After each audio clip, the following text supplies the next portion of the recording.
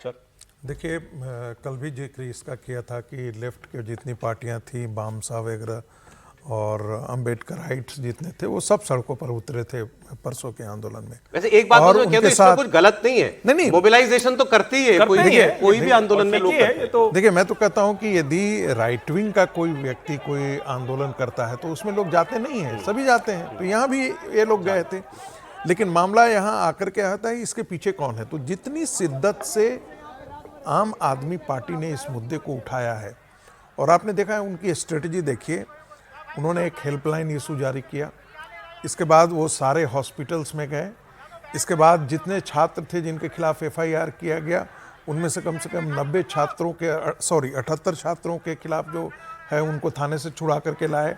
तो एक मुझे लगता है कि एक पूरा मैकेनिज्म काम कर रहा था आम आदमी पार्टी का कि भाई सारे थानों में वकील भेजो अपने अपने, उनका जो वकीलों का सेल होगा वो एक्टिव हो गया, जो डॉक्टर का सेल था वो एक्टिव हो गया, साथ साथ जो है वो जितने नेता थे, चाहे वो संजय सिंह हो, जो है वो चाहे मनीष सिसोदिया हो, अरविंद केजरीवाल स्वयं हो, आतिशी हो, ये सभी, सौरभ भारद्वाज हो, हमने सभी को देखा कि सड़कों पर उतर करके आए हैं।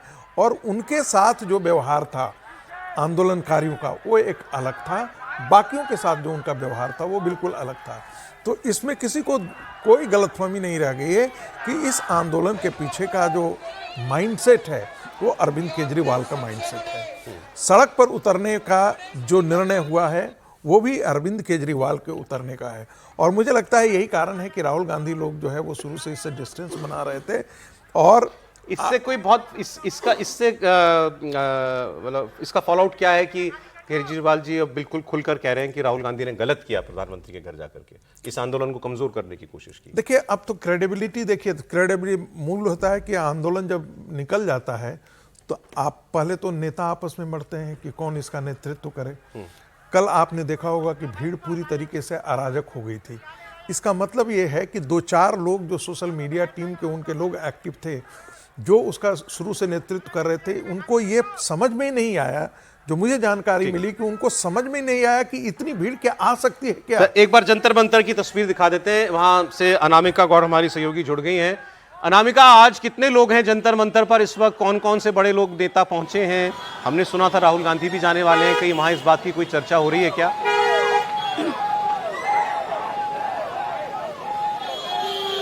सौरभ, अगर हम संख्या की बात करें तो आज जंतर मंतर में लोगों के आने का सिलसिला अभी तक जारी है। कल देर रात सुबह 4 बजे तक लगभग 25-30 हजार लोग जंतर मंतर पे मौजूद थे। और अभी की अगर हम बात करें तो जंतर मंतर पे लगभग 3 से 4 हजार लोग मौजूद हैं।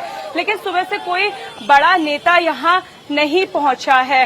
हालांकि अभी ये उम्मीद की जा रही है कि थोड़ी देर में राहुल गांधी यहां आ सकते हैं। उसके लिए आप सिक्योरिटी देखिए कि जंतर मंतर पे जैमर लगा दिए गए हैं, सिक्योरिटी को और बढ़ा दिया गया है। जो बैरिकेडिंग्स लगाई थी, यहां से आम लोगों को जाने दिया जा रहा है, लेकिन वापस क्योंकि यही रूट है, यहां से अब आप देखेंगे तो कुछ ही दूरी पर INC का ऑफिस है।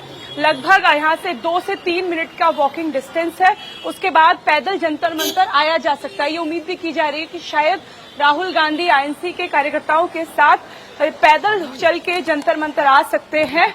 इसी के लिहाज से आप देखिए कि फिलहाल जंतर मंतर पे आपको लोगों का जमावड़ा भी नजर आएगा और दिल्ली पुलिस जो है वो अलर्ट मोड पर भी यहां पर आपको नजर आएगी। जी ठीक। और अरविंद केजरीवाल आए, उद्धव ठाकरे आए, मंच से क्या बातें हो रही हैं? देखिए अभी कल देर रात उद्धव ठाकरे यहां पहुंचे थे, फिर अरविंद केजरीवाल आए थे। आज किसी बड़े नेता ने तो मंच को नहीं संभाला है, लेकिन जो छोटे मोटे सपा के नेता यहां पर आ रहे हैं, सपा के कार्यकर्ता यहां पर आ रहे हैं। आज हमें लाल टोपी पहने हुए ज्यादा लोग नजर आ रहे हैं। चंद्रशेखर आजाद की पार्टी के कार्यकर्ता हमें यहां पर नजर आ रहे हैं। जय हिंद के नारे लगाए जा रहे हैं। और जब हमने CJP से बात की कि सरकार बात करना चाह रही है तो क्या आप बातचीत के लिए तैयार है, तो उनका कहना है कि वो किसी नेता के घर तो नहीं जाएंगे। या तो सरकार के नुमाइंदे या कोई बड़ा नेता, कोई बड़ा मंत्री जंतर मंतर आए, या फिर कॉन्स्टिट्यूशन क्लब में वो बातचीत के लिए तैयार हैं। तो उम्मीद की जा रही है कि शाम तक शायद सीजेपी और सरकार के बीच में बातचीत हो सकती है और कुछ ठीक है। निर्णायक निर्णय निकल सकता है। इंटरेस्टिंग जानकारी दी आपने अनामिका, बहुत शुक्रिया आपका।